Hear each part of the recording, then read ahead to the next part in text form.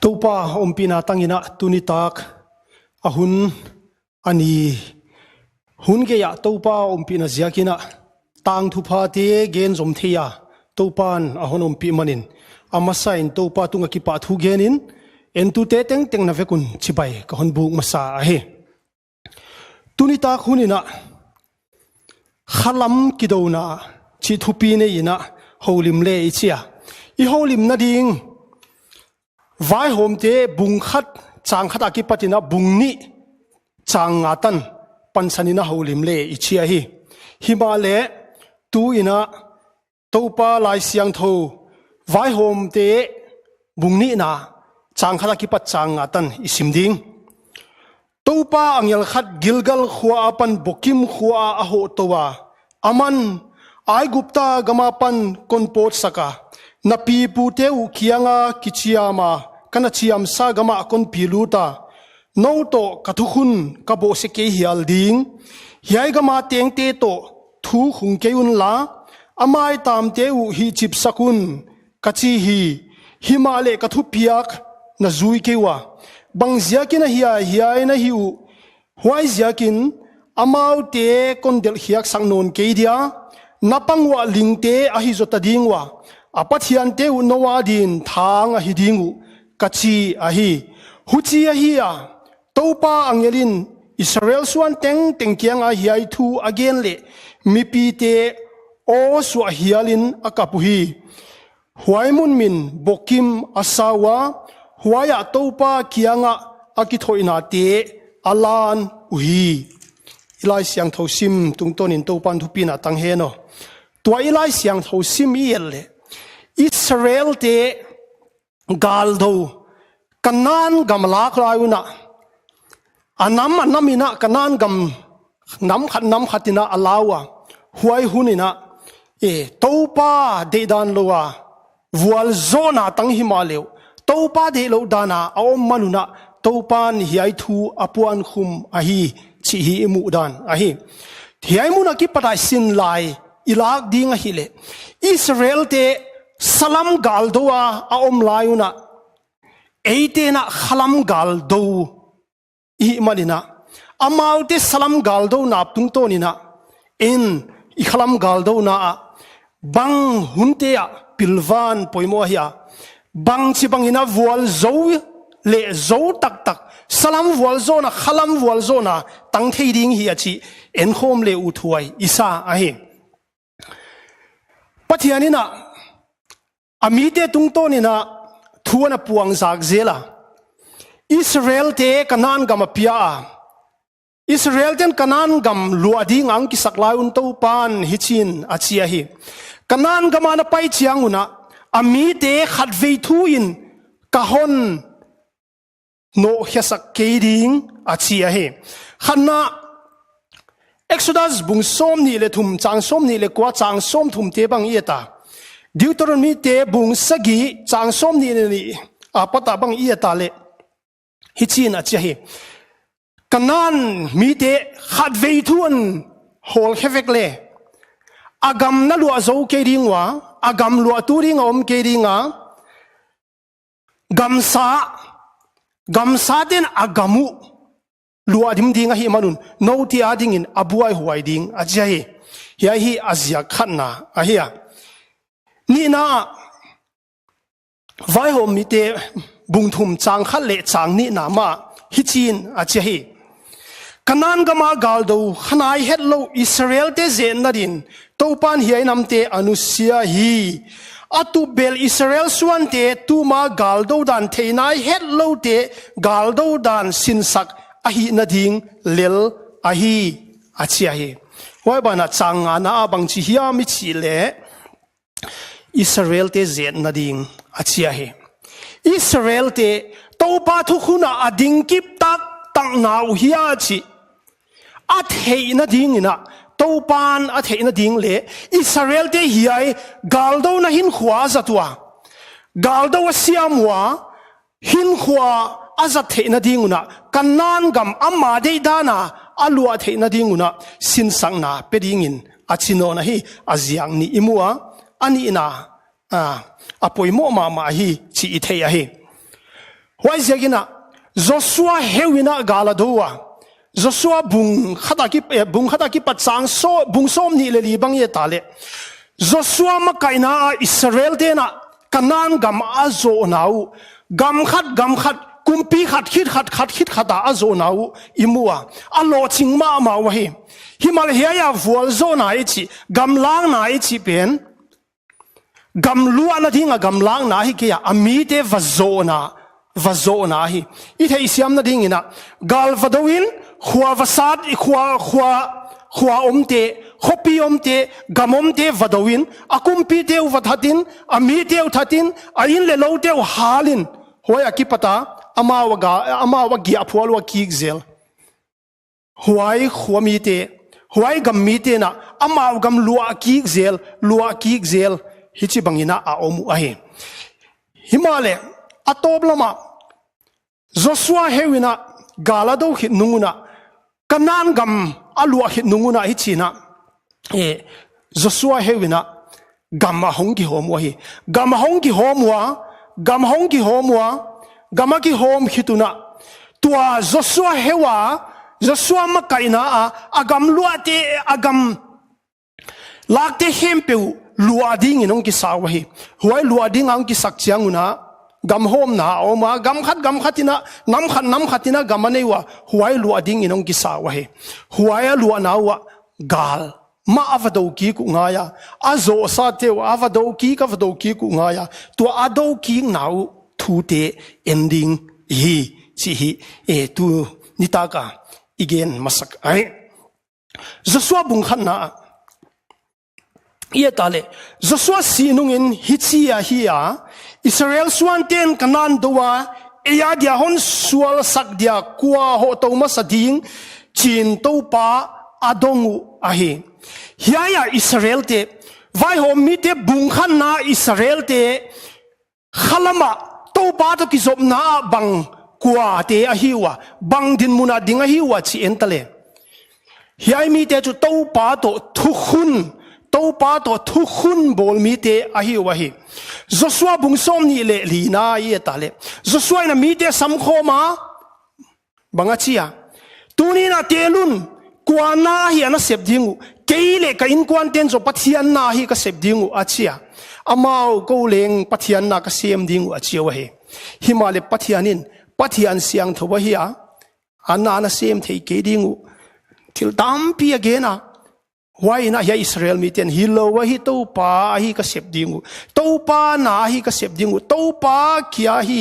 ka sa ta dingu achi wa hi hiai huna Joshua ni chin donga hiaya theipi tu no mau na hi dingu a hi achia amite na ko a theipi tu ding ka hiu why muna til tung te hem pe Joshua na gel hia amuna suang lian pi adoa why tu theipi na ahi hiai Joshua bung khan na chu mi te chu Joshua makai na khang thak gal do khin to pa to thukhun bol mi te to pa kia be mi te bedinga to pa na kia sem dinga ki pe khia to pa to thukhun bol mi te ahi wahi hiai te na amau makai pa Joshua asi takina to pa to thukhun bol hi manuna hoi takina thukhun wa hong ki kwa athukhun dung zuina to pa adong wahi thum nai na panwa to pa ko te do dinga kwa kwan masadinga hiya kwang makai ding kwa pan tu ding achi wahi Joshua Mosi na Joshua ama si nunga Mosi si nunga Israel te makai dinga thau ani laina thau nil na nam kim na abo laina ichin to pa o mahi aman Israel te galdo ding in a pi hia akwan pi hia gal phola ki patin ahong ki pi zel achia ahon ki pi zel ding achia hi why to Joshua pathianina galdo na makai dinga ase ahidan hoi takina imua vual zo hi galdo dinga kwan hia gal phola ki pat ki chi chiang ina tu vual zona hoi takina imuahi ya Joshua to vual zoin khwa hoi taka zanga hi manuna Israel te na topa kianga thum na newa o topa ko kwanun makai dinga hiya achia hi huai achi takuna topa abuai het kia hey Juda akwan masading Juda namte akwan masading achia hi Juda va ho hen ngayun akhuta gam kapeta achi hi Juda topan agam apeta hi ya hi alam dang hi ke Juda tu sot pi aki pata tel sa hi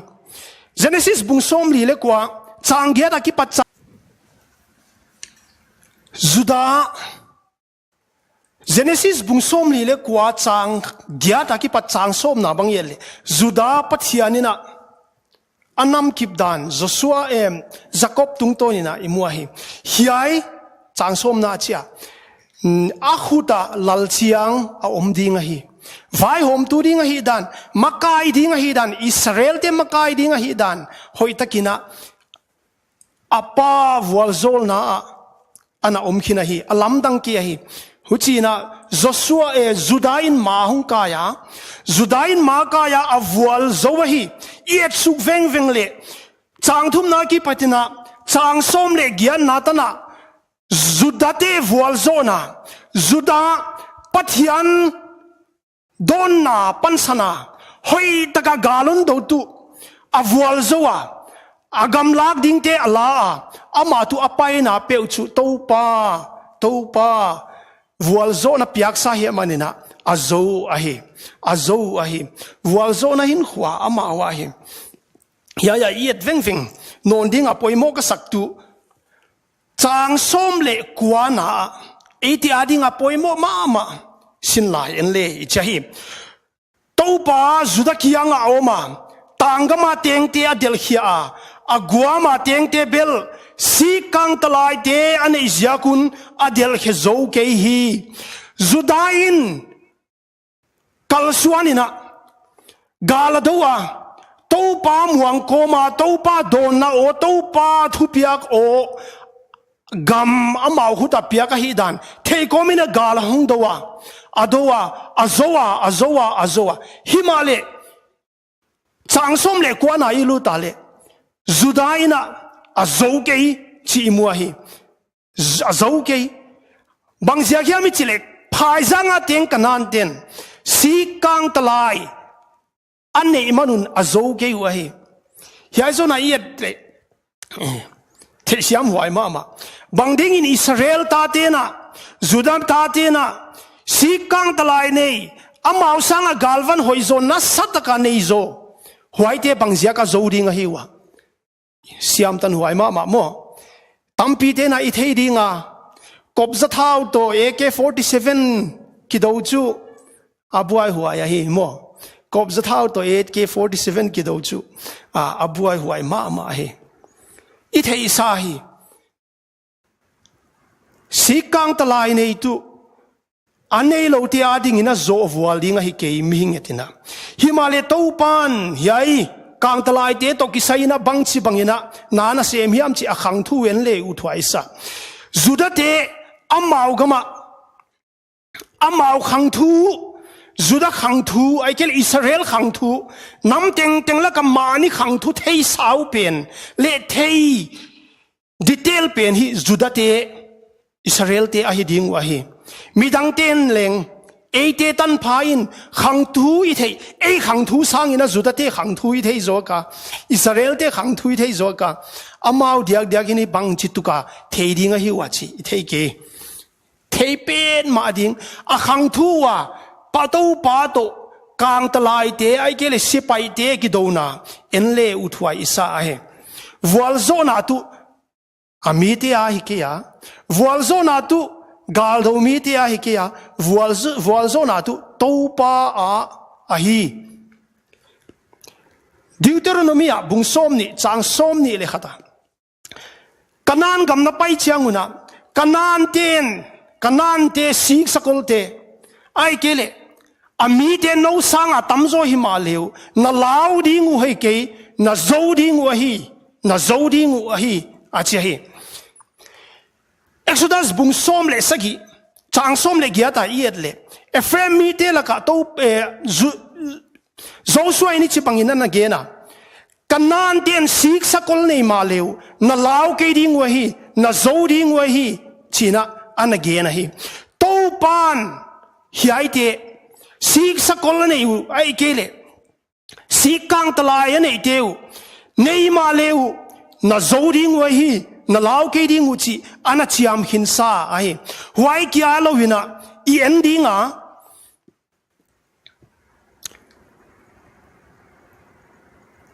Exodus bung som le lina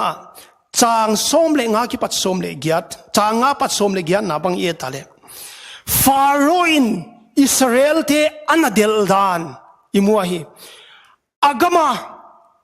kang talai hoi pen zaguk le ai gupta gama kang talai le atung tuang le a heu tu te teng ton pi na Israel te adel ahi Israel te adelwa tui pi akan de kuna tui pi muna tun de kuna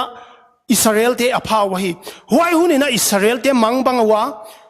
mosi leng to pa kianga akiko wa hi to pa kianga ki ko wina to pan bangchi banga dong hi hiami chile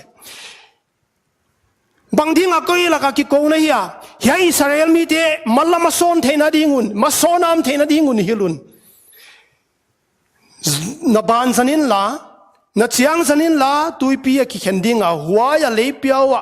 leikewa amna mi te na paisak ding himale hichia chia hi Israel te le Pharaoh alung tang ka khau sak dinga ka hondel zui sak ding huai hun chiang ina akang talai teu le asakol tung tuang teu tung to ni na ken thupi na ka kilak ding achia hi huai thupi na ka kilak zo chiang ina ka kilak chiang in ai gupta ten kei pathian ka hi chi a thei ringu to pan hiai kang talai te tung to na thupi na laut anahi ahi to pa muangina apaiwa apai zo ahi vai hom te bungli na bang ye tale Deborah Barak hiai te yelle Deborah in Barak kyanga bangchia tuni ina Sisera ai gup isa kanan te kumpi zabin sepai heutu Sisera na khuta han peding achia hi huaya kidoding in akwanwa lauken kwanin Barakin nahon ton pike ale kakwan ke ding Deborah in ka hon zuiring ka hon ton piring achi akwanu ahi hiaya Sisera ina sikang talai chau zakwa aton pia huai bana sepai tam pi aton pia hi hiai te teng Deborah nu mei khat to pa mi zat to pa muang khuta hiai te aphu ku ahi zudate na zolo usi kang talai te to pa muang Deborah le Barakina azo ahi to pan tuni na Sisera na khuta hon peding achi manuna to pa muangina akwanwa azo ahi si kang talai zakwa le sakol tung tuang mi te gal do te azo ahi yai muna yet veng chiangina yai muna zudate zolo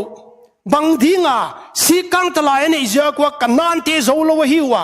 suan lam hoi takahi himale hoi takahi yet veng le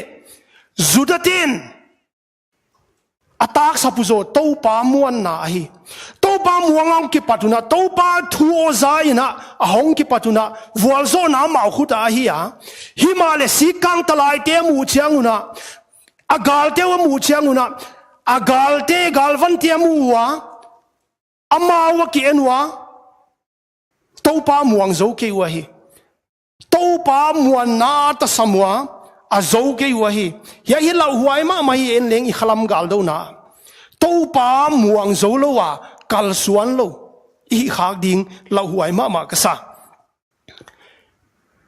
Exodus bung som le sagi Rafidima ai gupta gama parung pot khia wa tuipi hong kan hituna Rafidima hong tunguna bang thuom hiam chile Amalek te na dowa Amalek ten ado layuna Mosin na mite khomin la galdo ni achia Joshua na mite khoma Amalek te doding ina kuanu ahi huai hunina Mosi tanga kaltowa ahuta zak chiang ina huaya phaizanga galdo mite azolam ahiwa ahuta khama lakhia chiang ina azolo lam ahiwa hi Amalek te na zozo zelu ahi hiai huna ama panpin aron le hura omwa gal azowahi Amalek te azowahi hiai muna vual zona gal zona ichi Israel te na thei mamawa huai Joshua hewa galdo te siam na ziak han na ziak hi ke ya to pa ziang ma hi to pa ziang ma hi chi hoi takina a thei wahi himale to pa ziak galdo wa vual zoding hi layuna Israel te na to pa muang zolo wina agal te wenwa sikang talai te ziakina vuala zo ke wahi agal azo ke wahi kanan te del ke zo ke hiya ya i thei ma dinga hoitu to pa imuan la le i khalam hin khwai ba ma dinga hi salam aleng igamiena hiya bang din munena i omta ahi ka en seka sanghat zakwa som sagi velina huai nung lamina atop lamina igama hal thang na oma missions na semna hal thang na oma huai kia leng hiluna appeal pina hal thang na oma sanghat zakwa som sagi le giat khonga ulian kem saptuam na semte khotang heu tu te government a semna lian neite ulian kem khongine ya aga swa ma chi the ya hi waite ga khonga hidinga igam I district galmuan na ahia topa ibel sungzo galmuan na e khuda om himale topa muang zo lo hi ya sangat zakwa som kwa hongkaya igalte ai kele mel mate ai kele jinglo mi ten huai bang newa en leng nei sam ding ahoya hi ibit na ding in inachia yaitan itunga hi chi ithei to pamuan na galte ena to pamuan na khaswa mi te tunga to pa akipa ke hidinga azo ke wahi bin nai chi to pa oma han na to pa oma galzo na to pa oma I khalam hin khwa leng kipan ngam lo to pa muang ngam lo I kha ding la huai ka samama to pa ahi apoimo na mimal hin khwa to pa na muan lo ziaka na hi ding na hi lo bangza oma suan lam hoi pi a hiding suan lam hoi pi a hiding suan lam buching himale to pa muan na tak sapale vualzo na vualzo na hi justified hi loading hi zudate yai muna siam tan saka siam tan ma mau kasim tung in leng siam tanga hiu bangding ina zo ma diwa himale akhang thu ye tale galvan ziaka vualzo na ki ya to pa ziaka vualzo na hi nanga na siam na pil na nani ni lam te ai ke de thil dang te sanga apoimo pen chu to pa na muan na to pa I muan na to pa ka muan na vualzo na omahi huai hi apoimo pen imi mal hin khwa to pa muang loa koya ina ki peheta to pa muang loa hin khwa anasia hi kha ding la huai ka samama I khalam galdo na to pa muan penin koile uthwa isahi yai tu siam tan huai ma amaula ka hong luta yai hi abul ki pan na lel hi theya hi abana yena Ephraim le manasi namte Joseph swante Bethel gal ado now imu ahi Bethel dori ngam ki saklayu na en khemite na Bethela ki patapot khia va khia mi khata tua ku a wami pala ka Bethel lun la kong pi na hon hil theile achiwa ahila huchi na Bethel avadowa Bethel ado changuna azou ahi azowa hiaya en khemite na tua pau en khemite na tua pau amale asungkwante ahoyu hi athat ke yu hi to bana Israel namte kianga again laina kanante bangkim nathat dingwa apathian teu ai kele apathian biang na vansa te teng tenguleng na that dingwa kwa mana hoi ke dingwa thatun achi laina hiai athat ke wi bangzia kina aman Israel te pan pi hiven amau te adia hoi ahi manina topa thu pal satina ahoywa apomu ahi rahab to ite ka kya yaizona pa rahab in topa thu pina apuanga Israel te laka atengu ahi ama alim kwan tele atanau te adamwa Israel te laka atengwa ama topa muana kipia topa nungzue hidinga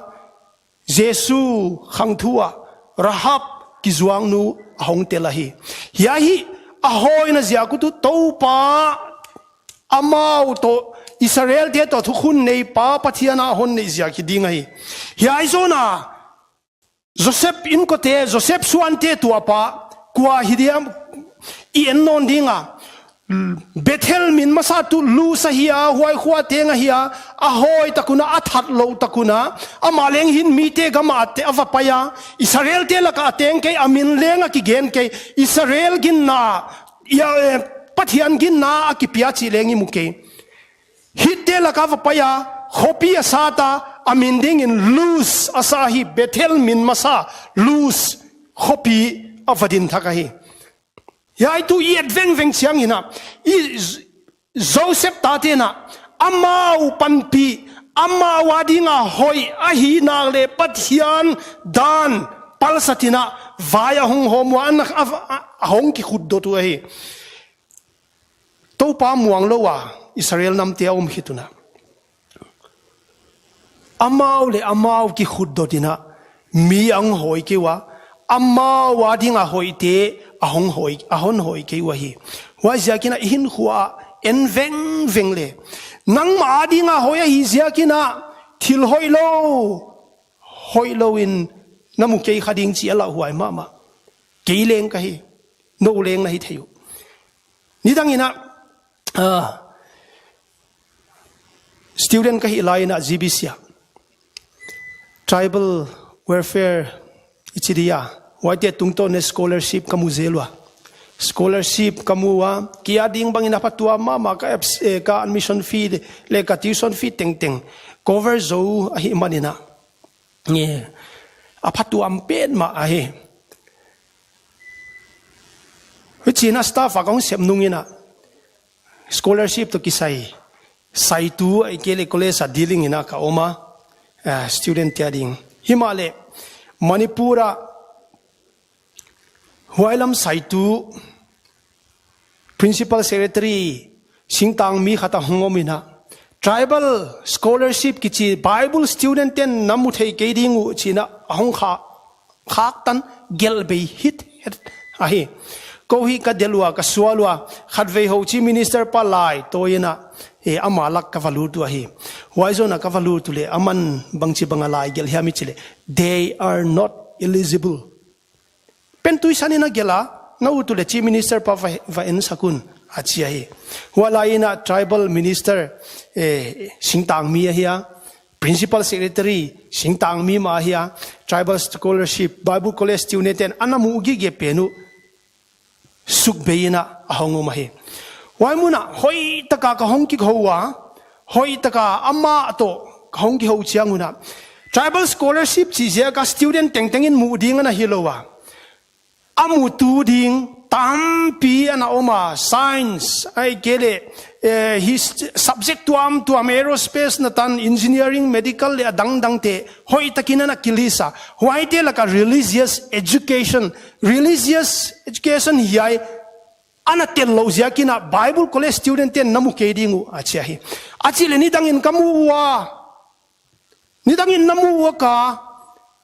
diglowahi chi ka theinungun bangja ka kon pia ding no Christian na hi zia kwa ke Christian ka hi zia ka hong pe mok thei hi lo ka hi no one pe ding hileng India na piak ding madrasas te tam pi hinute ale lai siang thau zil lengom Muslim te lai siang thau zil lengom atama tamahi achia hi hiai te hi anatel lo zia kina Bible college ten hua ki patina kamu kewa adik maleng an kamu lo du ma mulo kahiu ahe Mizoram hi le Nagaland hi le Christian state government Christian hi manuna amau hi amusakwa a state government ina ana adjasana ana pia hi manina wai hi thutuam ahe eilaka pelowa hi manuna adik lo pi ana mukhangei ka hiwa wai hun laina diglo hi lam kwa man ki thelo diglo wa hi lam ka hong theuna ka ablai non ki veng ahe wa hi hoi ka sa he eiti adinga hoya hi zia ka hi hoilo pen hoyamu bai lamma ma hi I khalam galdo na Israel ten leng huai ma bangina ana galan dowa amau le amau ki khud dotuna amau pan pituring amawa dia hoite hoina muwa Himale topa vai hom na atua ku ahi bokima abana ipaisuka Israel mite hol khiang lo mite hong ki chita ahi amau kia amawa dinga hoi te kia hoi loina atopina ahoi ke wahi Israel mite hol khiang lo mite manasi suantena amau gama teng kanan te hol khikewa kanan te manasi te laka atengu Ephraim ten amau gamtanga kanan te hol khiang lo manuna kanan te laka Israel te laka Ephraim mi te laka kanan te ateng wahi Zabulun ten amau gamtang laka khopi bangsa hiama teng kanan te hol khiang lo manun kanan mi te Zabulun te laka ateng wahi chi imwahi teng khom tau himali amawa tamzo hi ve wahi hiai munaj pathian muan lo na zia ka vual lel nang ki pana hoya ki patina amau hoi sak zong te hoi saina ahongomwa amau hoi sak zong te amawa dia hoi te hoi asawa ahoi mai mawa hoi bana tu kanan te to ateng khom tawahi kanan te to ateng khom wa kanan te Israel suan te laka ateng ta wahi wai zakina poimo ma I theding tu sual hilna igal do na ini teng hun san na te hi igal do na hiya tua sual hilna ana khoi gi gelai himale hilna tunga dwel thune na nei lai yom khang ding lau wai ka sa kian veng le azial tu abana simle I theiding aser mi te na khobang za hiya ma teng te a hol khiak lo manuna huaya teng kanan te laka aser mi te ateng wahi naptali te na amau gamtanga kanan te hol khiak lo manuna kanan te laka naptali te ateng wahi hiya award hongki hegela athupi ahong hegeya manasi suante Ephraim te le Zebulun te laka kanan te ateng wahi huai ye changa tu bangai chile manasi suante tamzo hi wa Ephraim suante tamzo hi wa Zebulun suante atamzo hi wa amau domine nanwa ya kanan te lai chi na hi himale aser le naptali te gamma hyong tung chang ina bangchi hiami chile kanan te laka amma wa teng wahi agam dominate zono lowa atom zo hita wahi hilna neng chikang ki pantu a hong lian hiya ya a hong lian hiya ya a mau thunwa ya u thunu na ka top the u thuni na ka hi en veng le khel nai ki mol pi khak ding la huai ka sa khel nai ki mol pi khak ding la huai ka sa hiai amau dominate nanwa ya umte hi kanan te koi layuna atopina kanwa kanan te dominate nanwa ya amau ahingu ahi atom zo ahi tawahi amau te atop chang into sualak puglun ma khalam ki do na volel ma hi khak ding la huai abul i volel na bul pi pen zo suan lambu ching ma salam gama suan lambu ching ma i khading himale huai neng chika apilvan lo ziakuna atopina kanan mi te tamzong na mau te tiang wa hi huai kya lenga hi ke ya amor ten dan suan te tangama a hol to wa phaizanga paisuk aphal ngal ke wa dan suan te chu a volel pe na hong hitawa kanan te to teng khom non lowina kanan te thune na nuaya omwa no wai lama tengun hiai lama phaizang na hong pathei ke dingu achiwa dan suan te tu a hol to wa hi ya yet veng vel mabana kal suan to wa ziakina khalam gal do na hin khwa yen thak dinga nit tenga to pa nungi zuina a suan lambu ching ma to pa na muang lo to pa thu nial khai hi nge ya le huaina ma hong kai dinga khat vei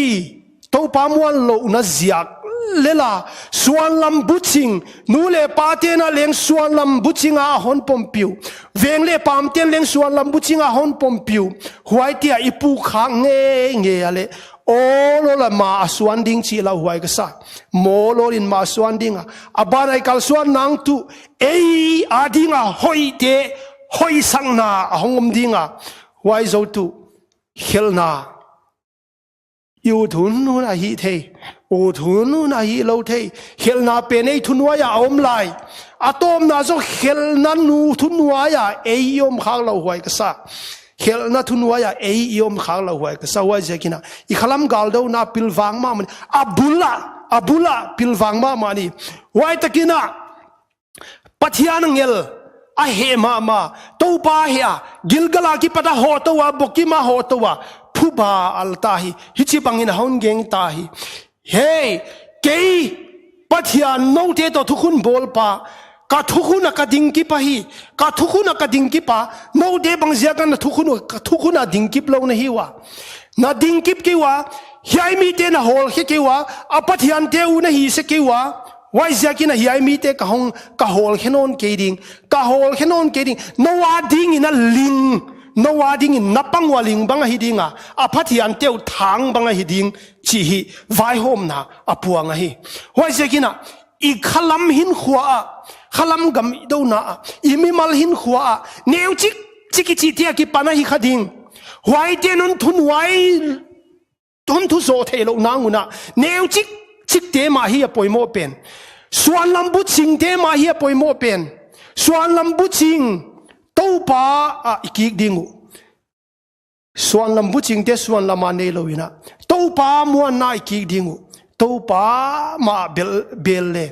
ei ma idam dinga igam idam dinga to pa thupina elaka om dinga hi izolo wa I theite to pa thupina kilat nang hi zo theya hi suan lambu ching ma ichi te imwal suwa theina ding to pa na hong pe dinga huai to pa thupina kilat nang hi ai gupta te tung to ni na akang talai te ule si pai te tung to ni na thupina ka kilak ding achi ma bangina suan lambu ching ma te izo na ina to pa thupina puang za ding hi to pa hi thupina la ding wa zakina hiai muna ye theitu I khalam gal do na to pa muan penin ko ni to pa lam ngani to pa ki ni thil danga kalana suan kha yo maleling to pa muan pe muan na kal suan ki ni chi hi ikinge na hi to pan igen thei sunte itan chia to volun zol hen